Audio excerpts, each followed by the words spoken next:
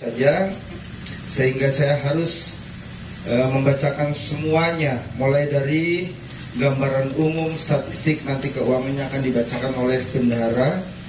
Tetapi sebelumnya kami mohon maaf karena memang kesibukan yang kami kerjakan di sini sehingga belum sempat di print atau diperbanyak. Tapi sudah ada filenya, tinggal print dan perbanyak saja.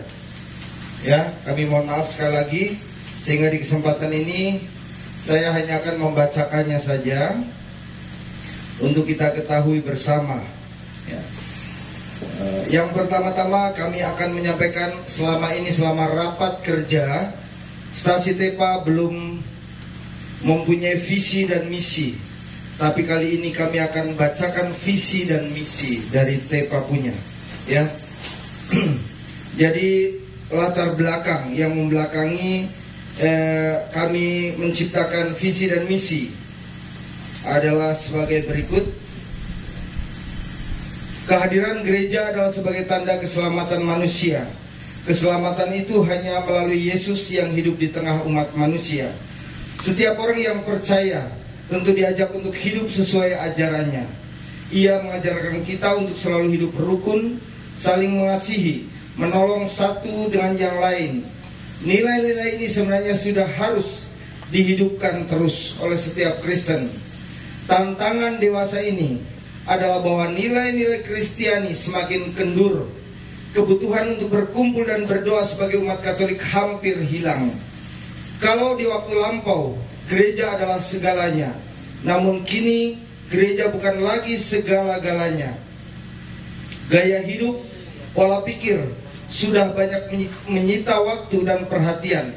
Kehidupan menggereja sudah kebutuhan dalam daftar urut kesekian setelah hal-hal di atas. Kondisi ini juga masih ditemui di Stasi Santa Maria Bintang Laut. Sering ditemui bahwa tanggung jawab, pekerjaan pokok, keluarga, dan hal lain menjadi prioritas utama dibandingkan dengan kegiatan yang dilakukan di lingkungan gereja. Ya, untuk itu kami mempunyai visi sebagai berikut. Stasi Santa Maria Bintang Laut, visi ya. Stasi Santa Maria Bintang Laut sebagai persatuan umat beriman yang peduli, berbagi, dan merakyat. Di sini ada penjelasan visi. Persatuan umat beriman adalah perkumpulan umat Allah yang percaya akan Kristus, bersama-sama mengelola hidup iman dalam suasana kekeluargaan dan kerukunan. Peduli, gerakan umat Allah sebagai komunitas mempunyai rasa peka dan keprihatinan terhadap kebutuhan sesama dan lingkungan hidup. Buah keheningan adalah doa. Buah doa adalah iman. Buah iman adalah cinta. Buah cinta adalah pelayanan. Dan buah pelayanan adalah damai. Berbagi, umat Stasi Santa Maria Bintang Laut TEPA yang murah hati melalui tindakan-tindakan nyata berbagi kepada sesama, khususnya mereka yang kecil, lemah, miskin, tersingkir, dan disabel. Merakyat, seperti Allah yang turun ke dunia, mengambil rupa manusia. Umat Stasi Santa Maria Bintang Laut TEPA berani meninggalkan posisi nyaman dengan turun ke bawah untuk terlibat dan menjadi bagian dari umat dan masyarakat. Misi 1. Meningkatkan kebiasaan berdoa dalam keluarga dan lingkungan. 2. Meningkatkan kesadaran umat untuk terlibat dalam kehidupan menggereja. 3. Mengembangkan potensi umat dalam membangun semangat persaudaraan sejati dan berbela rasa melalui tata pelayanan gembala yang baik dan murah hati. 4. Membangun persaudaraan yang erat dengan masyarakat. 5. Mengembangkan sikap kepedulian terhadap lingkungan hidup. Itu adalah visi dan misi yang dapat kami sampaikan. Kemudian kita masuk ke gambaran umum. Ya, Stasi Santa Maria Bintang Laut TEPA berada di Kecamatan Babar Barat yang tersebar di 4 desa, yaitu Desa Telah, Yaltubung, Manui, dan TEPA. Mayoritas pekerjaan dari umat Stasi Santa Maria Bintang Laut TEPA adalah pegawai negeri, TNI Polri, dan pengusaha. Keadaan umat Katolik Stasi Tepa. Berdasarkan data statistik tahun 2023, jumlah umat Katolik Stasi Santa Maria Bintang Laut Tepa adalah 25 kakak, ya, 71 jiwa. Untuk lebih jelasnya nanti akan dijabarkan dalam data statistik 2024 Stasi Tepa. Kemudian keuangan, pendapatan dan belanja gereja didapatkan dari kolekta hari Minggu, ibadah rosario dan ibadah rukun.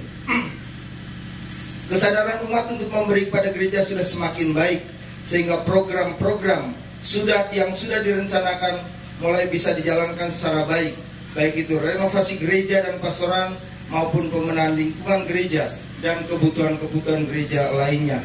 Selain itu, umat juga sering membuat kegiatan yang bisa menghasilkan uang seperti basar dan juga menjalin kerjasama dengan pihak lain yang bisa dikatakan sebagai donatur, sehingga program yang sudah direncanakan bisa terlaksana secara baik. Untuk lebih jelas keuangannya nanti akan dilaporkan oleh bendahara. Kemudian bab 4, gedung gereja. Gereja Katolik Stasi Santa Maria sudah mengalami banyak kemajuan, sehingga umat semakin semangat untuk beribadah. Begitu juga keluarga M. Ngilamele dan keluarga J. Tio Embun yang masuk ke dalam stasi kita, sehingga data akhir tahun 2024 di Stasi Santa Maria Bintang Laut 74 jiwa. Jadi yang masuk lebih banyak daripada yang keluar. Kemudian data umat per kategori profesi. TNI ada 4 orang, Polri 2, PNS 12. Tadi di depan saya lupa bacakan petani. Kita termasuk ada petani di sini 12. Wirausaha 11. Purnawirawan. Kemudian ada jumlah siswa sekolah 10 orang, yang belum sekolah 10, dan tenaga honorer 10, dengan jumlah totalnya 74 orang.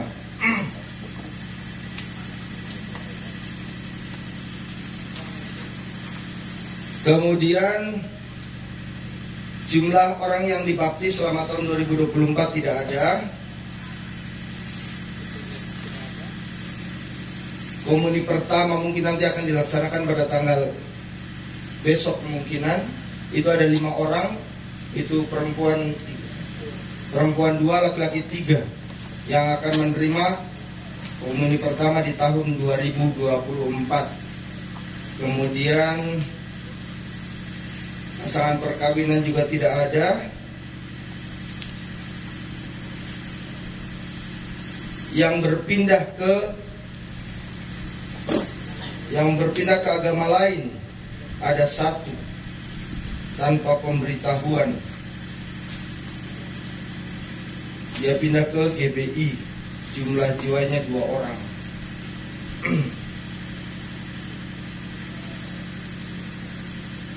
Ya, mungkin untuk kelompok kategorial di sini belum terbentuk apa-apa, Pastor, karena memangnya belum.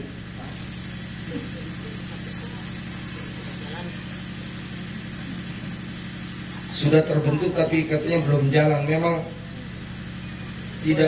belum pernah ada yang mengkoordinir begitu. Dan sehingga ada banyak sini OMK sekitar 12, KBK sekitar 14, KIK juga sekitar 12, ya, Sekami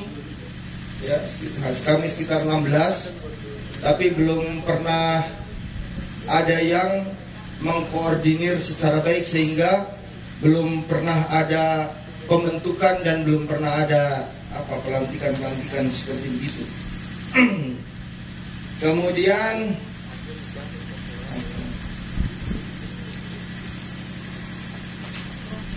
pemasukan 944.000, pengeluaran tidak ada. Jumlah kas Bulan Januari 26.469.043 rupiah.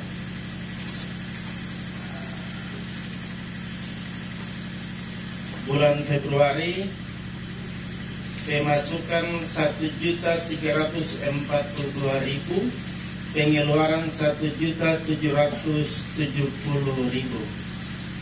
Sisa kas 26.041.043 rupiah.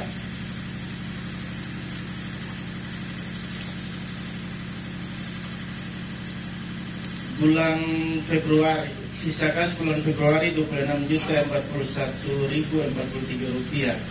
Pemasukan bulan Maret 3.557.000, pengeluaran 75.000 rupiah. Sisa kas bulan Maret 29.523.043 rupiah.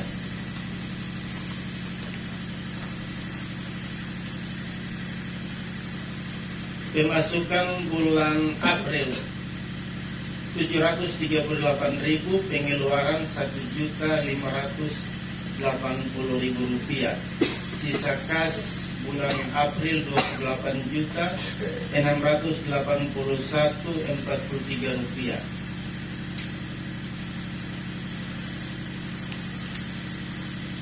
Bulan Mei pemasukan 1.583.000, pengeluaran 75.000 rupiah. Sisa kas 30.189.043 rupiah.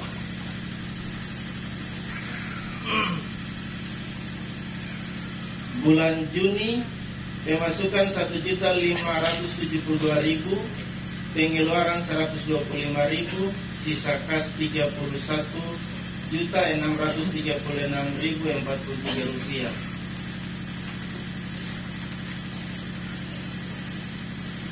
Bulan Juli pemasukan 461.000, pengeluaran 225.000 rupiah. Sisa kas 32.052.043 rupiah.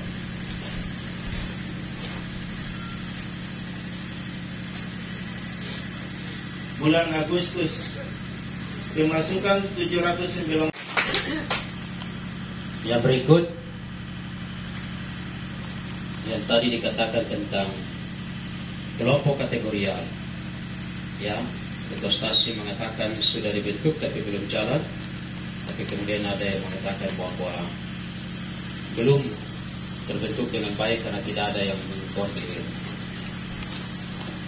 Baik, kalau seandainya sudah terbentuk lalu pertanyaannya tidak ada yang mengkoordinir, maka menjadi pertanyaan para pengurus stasi yang seharusnya punya tugas untuk mengkoordinir hal itu, ya. Kalau sudah terbentuk, tapi kalau memang belum terbentuk, maka kesempatan di akun ada di sini sudah berapa minggu, atau Pak Sekretaris nanti setelah ini bisa tinggal, ya bisa dipakai waktu ketika mereka ada untuk dibentuk, ya. Misalnya OMK yang tadi dikatakan 12 orang sudah bisa dibentuk untuk badan pengurusnya, ya, sehingga mereka 12 orang sudah bisa ibadah OMK, ya, bisa jalan. Lalu ya kelompok yang lain, ya, kenapa saya katakan bahwa hal ini harus dibentuk? Karena saudara-saudari yang terkasih, Bapak Ibu sekalian, ini adalah kelompok-kelompok wajib di dalam gereja Katolik. Ya, kemarin tadi kalau Anda mendengarkan di dalam laporan dari Stasi Durang, di situ ada dikatakan bahwa kami akan menegaskan apa yang sudah ditegaskan oleh Pastor Proki tentang keterlibatan umat di dalam kelompok-kelompok kategorial dan sakramen. Ya, jadi saya sudah katakan di Durang sana bahwa kemarin saya pergi dan menikahkan 4 pasang, membaptis 7 pasang. Dan saya katakan bahwa ke depan ketika saya mau membaptis orang, maka saya akan meminta surat dari rukun-rukun, ketua rukun, dan kalau di stasi yang tidak ada rukun dari ketua stasi untuk memberikan rekomendasi. Yang mau dibaptis, anak yang mau dibaptis ini orang tuanya aktif atau tidak di dalam kelompok-kelompok kategorial dan di dalam stasi dan rukun. Ya. Atau kalau di ada kelompok-kelompok kategorial seperti kaum ibu, KBK, OMK. OMK yang mau menikah harus ada rekomendasi dari ketua OMK. OMK ini diaktif atau tidak di dalam kelompok-kelompok ini. Ya. Atau yang mau menerima sakramen kaum ibu, kaum bapak, bisa pastor paroki akan meminta rekomendasi dari ketua stasi atau ketua kelompok kategorial bahwa orang ini dia aktif atau tidak di dalam stasi, di dalam rukun atau di dalam kelompok kategorial. Dan ternyata setelah saya sampaikan ini di Lurang, ada satu pasang yang mau menikah di Labuan Bajo, dan mereka dari paroki Labuan Bajo mengirimkan persyaratan pasangan yang dari stasi Lurang yang mau menikah di Labuan Bajo. Di dalam semua ada yang saya minta itu. Ya. Anda bisa bertanya kepada Bapak Yang. Jadi ternyata di Labuan Bajo juga hal yang sama. Kemarin ketika ada pasangan yang mau menikah di Labuan Bajo, paroki Labuan Bajo mengirim, ada salah satu paroki di sana mengirim persyaratan untuk pendaftaran pernikahan, surat rekomendasi dari ketua rukun bahwa yang bersangkutan aktif atau tidak. Bahkan ada salah satu syarat di situ adalah apakah dia sudah melunasi semua bentuk iuran keuangan di dalam paroki dan rukun atau tidak. Harus ada daftar bahwa dia sudah melunasi. Ya. Dan itu memang di Lurang sudah jalan, sudah bertahun-tahun jalan. Di Lurang mereka kalau mau menikah, mau menerima sakramen, bendahara akan mengeluarkan daftar. Kau punya tunggakan iuran pembangunan bertahun-tahun, kau harus kasih lunas dulu baru bisa menerima sakramen. Ya. Dan itu ternyata bukan di sini saja baru kita mau menegaskan hal itu. Ternyata di paroki lain juga hal yang sama. Lalu ada rekomendasi dari rukun, stasi, dan juga daftar keuangan kontribusi di stasi. Karena itu sekali lagi kelompok-kelompok wajib ini atau sekami besok mau menerima sakramen komuni pertama, kalau sekami itu tidak pernah aktif di dalam kelompok sekami, maka pastor paroki punya hak untuk tidak memberikan dia penerimaan sakramen. Dia aktif dulu baru nanti berikut pastor datang baru dia terima. Bukan berarti setelah terima lalu mereka hilang. Maka di Lurang, yang saya selalu katakan Lurang karena kita bisa jadikan contoh.